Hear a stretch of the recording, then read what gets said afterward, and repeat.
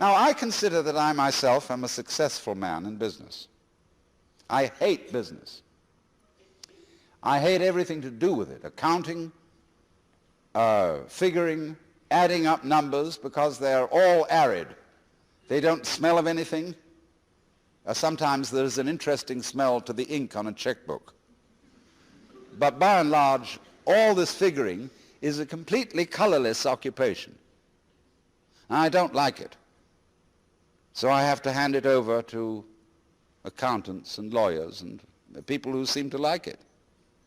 But I don't know whether they really do. The essential principle of business, of occupation in the world is this. Figure out some way in which you get paid for playing.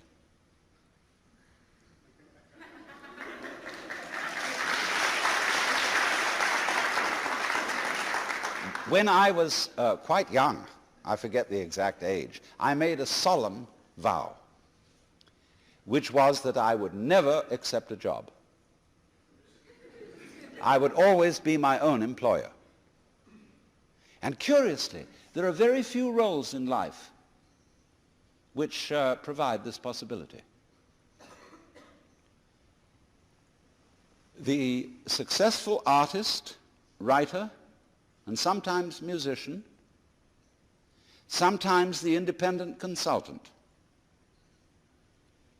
can occupy this role. I mean, he may be a scientific consultant. But by and large, almost everybody seems to be compelled to take a job with a corporation. It's very difficult indeed these days to run a small business where you're your own boss, because you have to employ an enormous staff of people to keep track of the paperwork. I know a person, for example, who has a farm where he raises avocados. And the Department of Commerce visited him with a stack of forms this thick, which he had to fill in. Well, he got tough and said, I haven't the faintest idea what to fill into these forms. And he said to the agent of the Department of Commerce, you fill them in.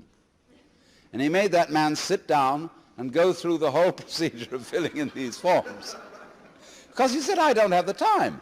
I'm raising avocados. That's my business. And as to all this paperwork, well, to hell with it. And the same situation prevails not only in business, but also in the university and in the hospital. One of my favorite doctors told me the other day that he spends only 1/3 of his working hours practicing medicine. The rest is in recording, accounting, filling in reports. And it's the same in every hospital. Paperwork endlessly, because the record of what you do is more important than what you do. Write it down, and then it's real. And so for the same reason, a lot of people don't believe they exist until they see their activities reported in the newspaper. A lot of juvenile delinquents commit crimes just to get attention. They'll get recorded. It's like you go to a party, it's a picnic on the beach, and it's great fun. And somebody says, what a shame it is that nobody has a camera. Well, now, I should talk, because at this moment we are recording what's going on, both on tape record and on TV. And remember that it takes as long to view it or to listen to it as it does to do it. And who's going to listen to all this over and over again? So there's something fundamentally wrong here, and which the businessman of all people needs to understand. What the businessman needs to know, equally, what the army officer needs to know, is the same. What do you really want? I have proposed that there'd be an entirely new kind of college entrance examination in which instead of answering a lot of silly questions, you write for about 20 pages on your idea of paradise. It can be any kind of paradise you want. It can be very spiritual. It can be very sensuous. But spell it out. What do you want to happen in life? And then you will hand this thesis in to an assigned tutor on the faculty. And he'll read it over and examine you closely as to whether this is what you really want. Do you realize, for example, what goes with the things you say you desire? I mean, for example, you want to marry a certain kind of beautiful woman, and you specify in your paper the characteristics she should have. But, says the tutor, you said absolutely nothing about her mother. Because every girl goes with a mother. I mean, unless she's an orphan. And you must also specify what kind of mother-in-law you want. Well, then you have to stop and think about that. And that's just an illustration of going into detail and being very careful about what you desire, because there's a good saying, be careful of what you desire. You may get it. So this is the problem of thinking out carefully where it is that you want to go. Now let's take the war in Vietnam, which is supposed to be concluded. What on earth was it all about? If we had gone with military pomp and might into Vietnam for the express purpose of conquering the country and possessing it and carrying off the women into captivity, it would have been understandable. But as it was waged for some absolutely abstract end, namely the estoppage of an ideology called communism. Nobody knows what communism is, nor do we know what capitalism is. But we can fight endlessly on the supposition that there are good guys and bad guys. And when we fight on that supposition, there is no possibility of compromise or of gentleman's agreement, as there is honor among thieves. We're all thieves, let's face it. There is a doctrine in the Jewish religion that when God created Adam, he put into him a spirit which is called the Yetzer Hara, and that means the wayward spirit, or what I call the element of irreducible rascality. And that is in us all. A little bit. It's not the whole of us. It's like just a pinch of salt in the stew. And you don't want the whole stew to be salt. But you have to have just a touch of rascality to be human. And I find it difficult to get along with people who don't know that they have it. People who come on that they're all sincere, all good, all pure, bore me to death and scare me. As they're unconscious of themselves, and therefore they suddenly do terrible things without warning, either to themselves or to others. They make promises that they're never going to fulfill because they want to talk right. And so if I do business with someone who is not really aware that he's a rascal, I know he's impossible to do business with. He'll suddenly cheat me completely. But if I'm aware that he's a bit of a shyster, I feel comfortable. And I let him know that I am too. Then we're human. Then we can let our hair down. Then we can say, look, let's work this out. This is what I want. And I know what you want. And if we can get that clear, we can work out a reasonable agreement. We can compromise. We have a little play of give and take. But if you don't have that, you're absolutely snarled. Now look at it this way. You can't operate business nowadays without a whole team of lawyers. And what is the function of lawyers? They are to write down the rules of the game so that we have what is called the rule of law. A lot of people talk today about law and order and how it's got to be upheld. Now, what does that actually mean? It means that all organizations, business corporations, bureaucratic government corporations, even churches, are going by the book. They are operating according to a manual. And in many corporations, individuals have constantly to consult some sort of manual to know what they should do, instead of using their own good sense. This doesn't work. It means that an organization is entirely different from an organism. You, each one of you, are an organism. A very, very complicated organism, which your nervous system facilitates, let's use that nasty word.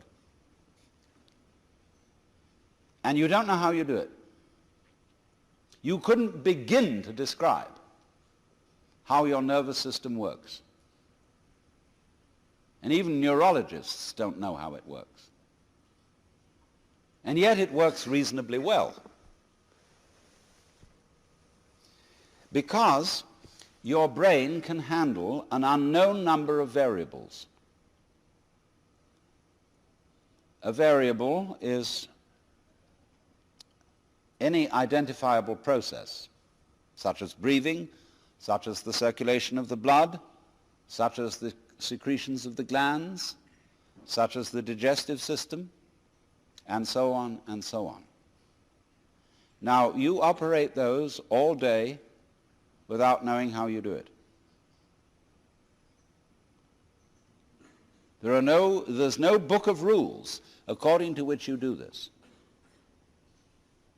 So in the same way, if a corporation is to be a true organism as distinct from an organization, it must be based on the principle of mutual trust and not on law. Because if you can't trust other people, you cannot have a community, not even a corporation.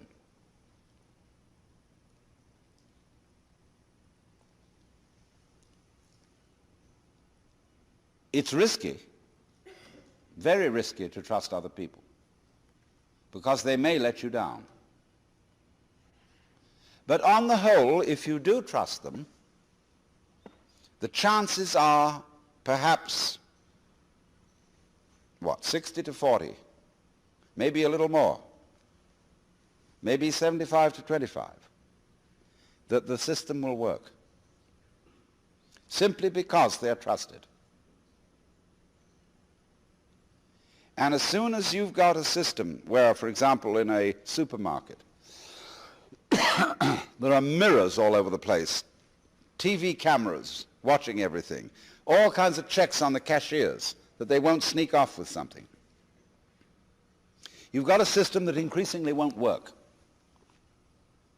because nobody will want to work there.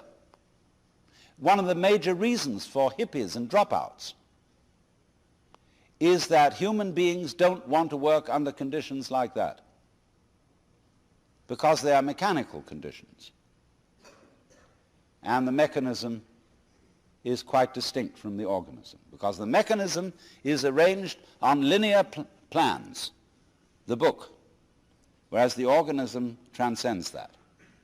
We don't know how. That means we can't write down how, because it's more complicated than any form of writing can express.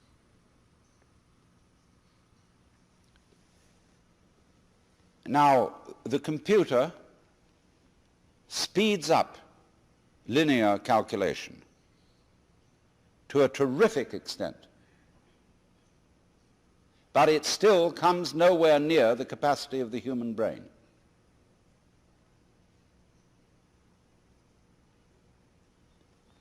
And so this is something that has to be recognized as a principle. Now let me give another illustration of it.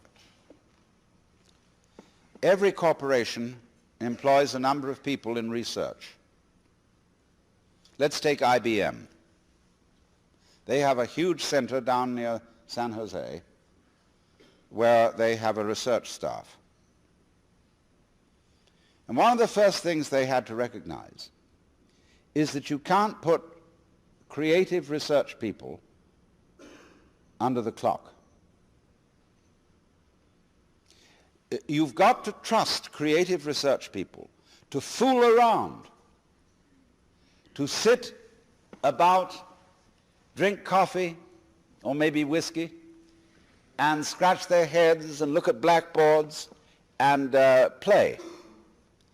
And then suddenly, zingo, some interesting result will occur. But if you make them punch clocks, and if you say, these are the things that you've got to discover, it won't work. So the corporation has to make an act of faith in its research personnel. It has to say, we recognize you have an amazing gift called brains. We don't know what these are, but it seems that in the past you've been fruitful. And so we're going to employ you to do your thing, whatever that happens to be. And we'll make an act of faith in you. And invariably, if they make that act of faith, it will work. Some fantastic idea will come out. Not perhaps the idea you expected. In fact, it may not even apply to your particular business. But you could always sell it to somebody else. Now then, let me go. This is a fundamental principle. There cannot be community, there cannot be cooperation, and therefore there cannot be commerce, which really, broken down, means being merciful to each other. There cannot be commerce without mutual trust. I mean, there are even insurance companies called mutual trust. But it just can't happen. The society at the moment is mutual mistrust. And therefore it becomes increasingly difficult to do anything. Business is inhibited by the lack of free enterprise. Well, that sounds very right-wing. But actually fascist states, corporate states, totalitarian states are utterly against free enterprise. So let's push this a little further. St. Paul said that the laborer is worthy of his hire. And I, as a philosopher, mere philosopher, dealing in higher things, always insist that I be paid for my work.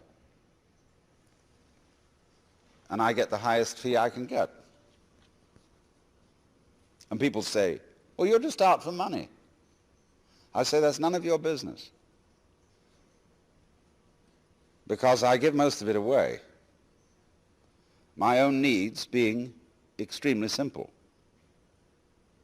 Although I enjoy good food, I don't even own a television set.